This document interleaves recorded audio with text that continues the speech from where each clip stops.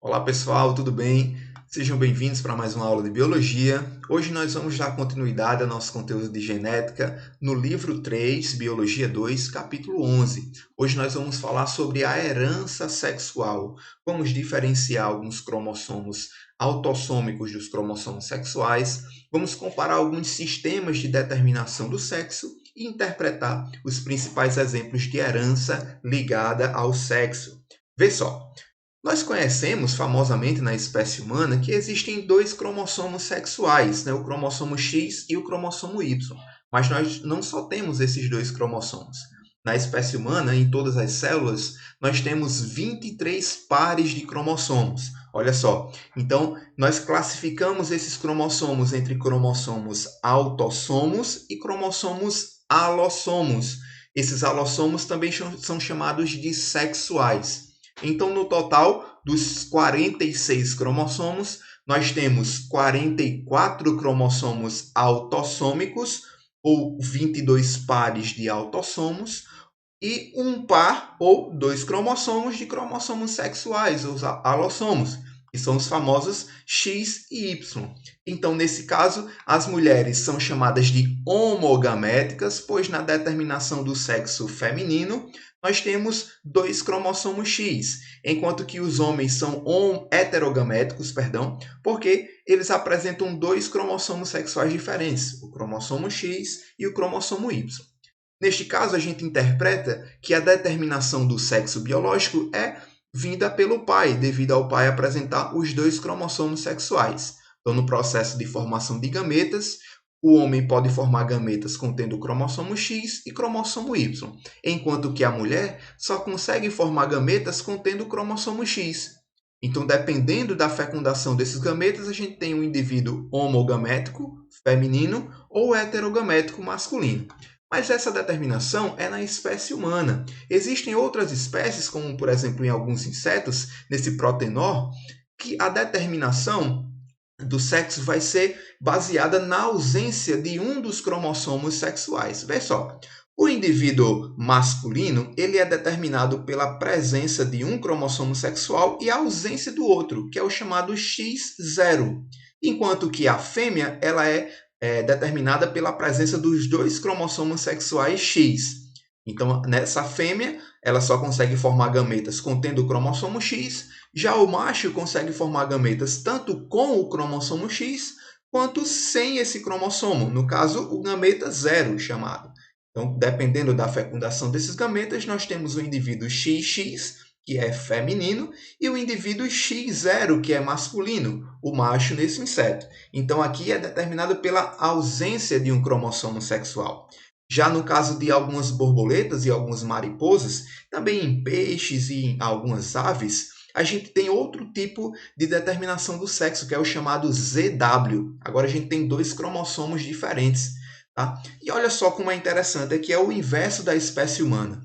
Enquanto que lá no humano a mulher só consegue formar gametas com um tipo de cromossomo sexual, o gameta com o cromossomo X, aqui, nesse caso da determinação ZW, a gente tem a fêmea sendo heterogamética, ZW, então ela consegue formar gametas Z e gametas W. E no caso do macho, ele é homogamético, ZZ, então todos os seus gametas serão Z. Então agora quem vai determinar o sexo é a fêmea, dependendo do seu gameta.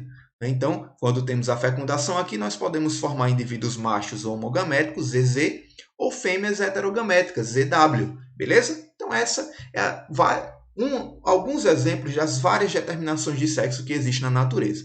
Mas a mais famosa que a gente vai trabalhar a partir de agora é a determinação do ser humano, cromossomo X e cromossomo Y. Olha só, nós temos algumas heranças, algumas características que são herdadas e são ligadas estritamente ao cromossomo Y. E olha só, nessa representação aqui, nós temos o par heterogamético, cromossomo X e cromossomo Y. Nós temos uma região que é homóloga entre eles dois e outra região que não é homóloga. Então, nós temos a região não homóloga do Y e a região não homóloga do X, porque eles são partes diferentes dos cromossomos. E uma herança ligada ao cromossomo Y, ela está estritamente nessa região aqui, que não está presente no cromossomo X. Então, logo, a mulher não pode herdar essa característica.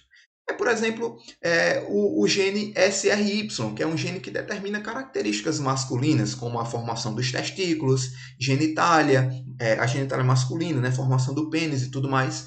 Então, esses genes que dão a informação para a produção dessas características estão estritamente na porção Y não homóloga a X. Se tivesse nessa porção homóloga aqui, tanto o homem quanto a mulher poderia expressar, não é? Mas característica de testículo e genitália masculina, presença de pênis, a gente só vê nessa porção não homóloga ao X.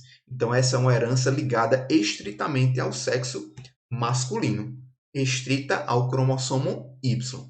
Beleza? Olha só, nós temos alguma herança que é limitada pelo sexo. Então, essa herança limitada pelo sexo ela é determinada por cromossomos autossômicos, ou seja, estão nos 22 pares normais da célula, mas a manifestação fenotípica ela vai ser condicionada pelo sexo. Veja, no caso da hipertricose auricular, a grande formação de pelos na orelha. Você já viu isso? E alguns homens têm vários pelos na orelha. Então, essa característica ela é determinada por um gene que está nos cromossomos autossômicos. Então, tanto homem quanto mulher tem aquele gene. Só que a característica ela vai ser aumentada, vai ser estimulada devido à presença do cromossomo Y na característica masculina. Então, a hipertricose vai ser mais presente no sexo masculino devido à influência do cromossomo Y nessa característica. Outro exemplo é a formação das glândulas mamárias.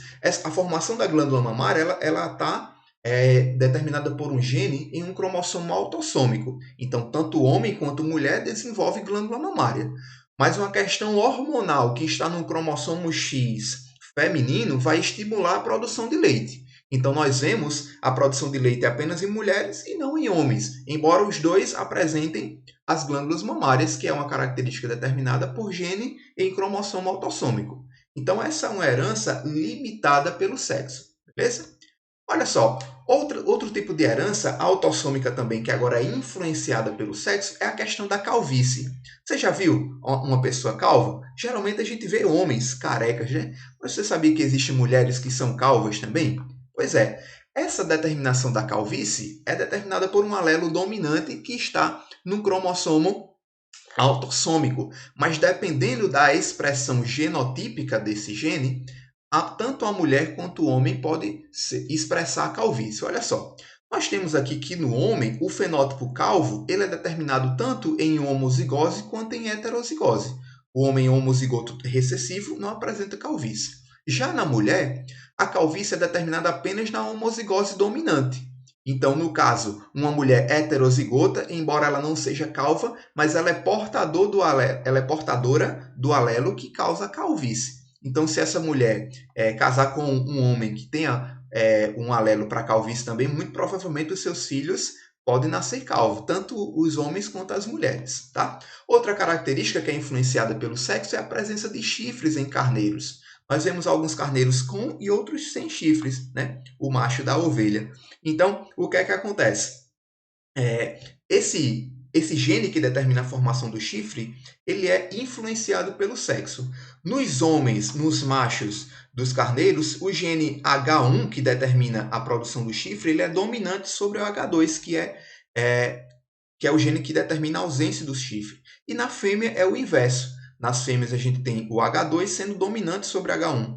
Então, nas fêmeas, a gente só vai ter a produção, a ausência de chifre, no caso, quando for a presença de um alelo H2, que vai ser dominante sobre H1. E quando for H1, aí a fêmea vai apresentar chifre. E no macho também tem essa mesma condição, só que o inverso, né? O H1 é dominante sobre H2, então ele sendo homozigoto para H1 ou heterozigoto, ele apresenta chifre. E o macho sem chifre só vai ser o homozigoto para H2, beleza? Olha só, gente, outra herança de fenótipo que é influenciado por cromossomos sexuais e autossômicos, que é a pelagem dos gatinhos. Você já viu um gatinho desse de 3 cores aí na rua? Branco, preto e laranja?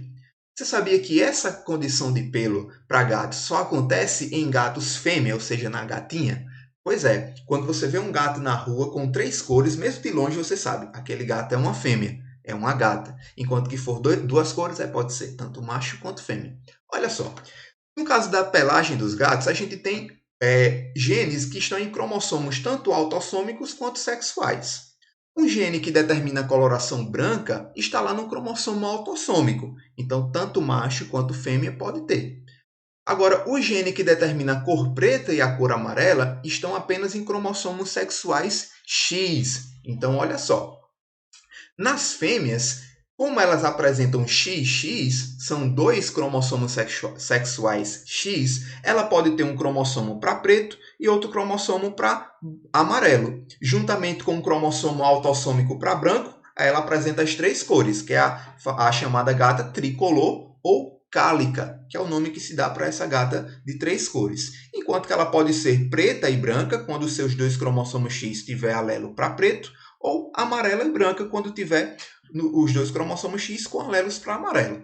Já no macho, como ele só apresenta um cromossomo sexual X, ele só pode ter ou um alelo para preto ou um alelo para amarelo, junto com o alelo autossomo branco. Então, o gato ele só pode ser o gato macho, né? Ele só pode ser preto e branco ou amarelo e branco, beleza? Pode ser.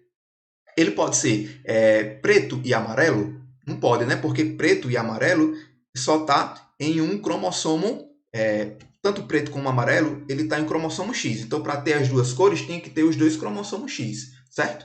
Então, não tem como um macho ser preto e amarelo, ok? Vamos seguir aqui e falar agora da herança ligada ao sexo, mais especificamente o cromossomo X. É chamada herança ligada ao X. Lá no início a gente falou sobre a herança ligada ao Y, nessa porção aqui não homóloga entre o X. Agora vamos falar da herança das características que estão aqui nessa porção do cromossomo X não homóloga ao Y.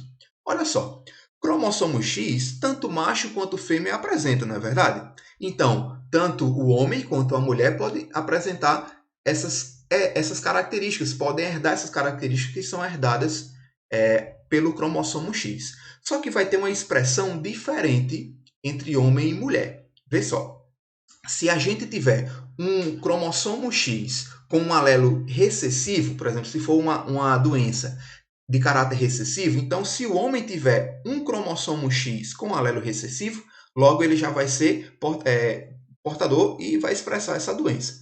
Enquanto que a mulher, como ela tem dois cromossomos X, ela pode ser heterozigota, tipo azão, azinho nesse cromossomo X. Vamos ver alguns exemplos? Olha só, se for uma herança dominante, as mulheres podem ser tanto azão, azinho, quanto azão, azão. No caso, X, azão, X, azinho, ou X, azão, X, azão. No caso dos homens, quando eles são X, azão, eles vão mandar para os seus filhos tanto o cromossomo X com o alelo azão, dominante, causador da doença, ou o cromossomo Y. Então, olha só, quando esse homem for afetado, quando ele for X, azão, portador do alelo dominante causador da doença, para ele gerar uma filha, ele tem que mandar o seu cromossomo X, não é verdade? E a mãe vai mandar o outro X.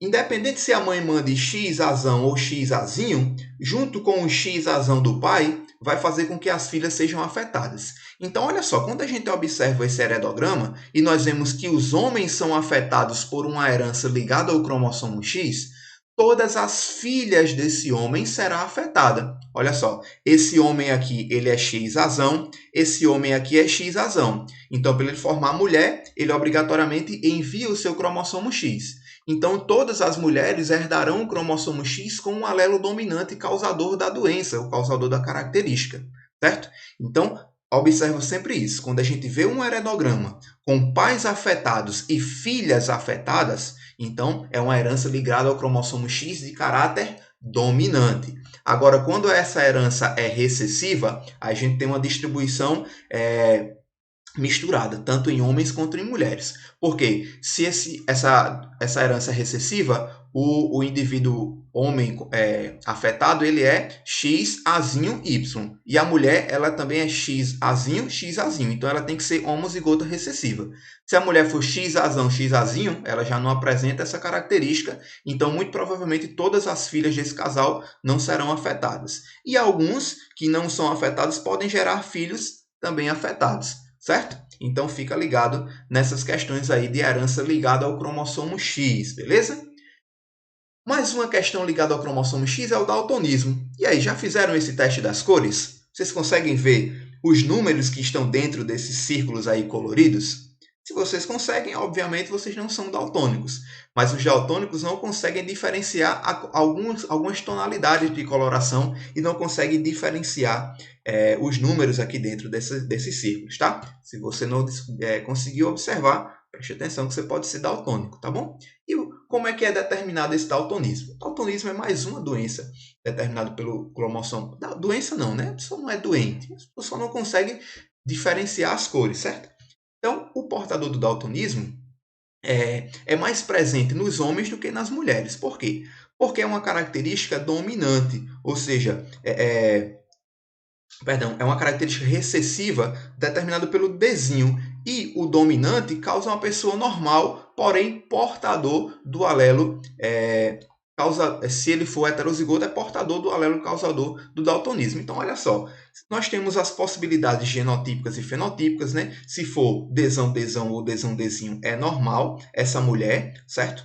Só que se o homem for Dzão, Y, ele é normal. Dzinho Y, ele é daltônico. Então, se ele formar mulheres aqui enviando Dzinho, se juntar com outro Dzinho da mulher, ele vai formar uma filha daltônica, certo? Então, a presença do alelo recessivo é mais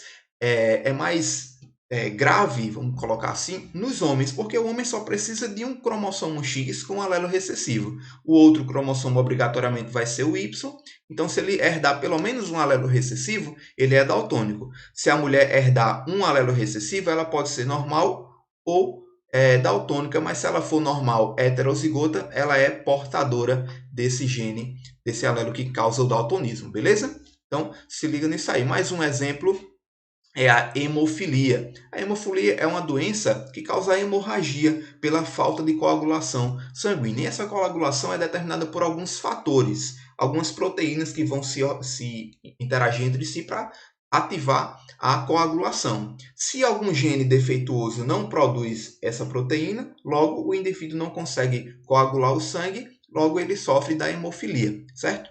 Então, o alelo Hzão produz os fatores de coagulação e o Hzinho é a ausência desses fatores causa a hemofilia. Esses fatores, esse gene que produz os fatores de coagulação, estão no cromossomo X. Então, tanto homem quanto mulher podem apresentar a hemofilia. Só que no homem, por ele apresentar apenas um cromossomo X, ele é mais propício a apresentar a doença, ou seja, a gente tem 50% de chance de o homem ser hemofílico e 50% ser normal, enquanto nas mulheres a gente tem aqui 2 para 1, né? Só que uma mulher ela pode ser normal, porém portadora do alelo que causa a hemofilia. Então essa questão de portador é muito importante a gente ficar ligado, porque embora a pessoa não seja doente, mas se ela for portadora, ela tem chance de mandar esse alelo para os seus filhos, tanto homens quanto mulheres, e esses indivíduos herdarem ou não a hemofilia, beleza? Um último exemplo aqui de herança ligada ao cromossomo X é a distrofia muscular de Duchenne, que é chamada de DMD. É uma degeneração nos músculos que causa a atrofia,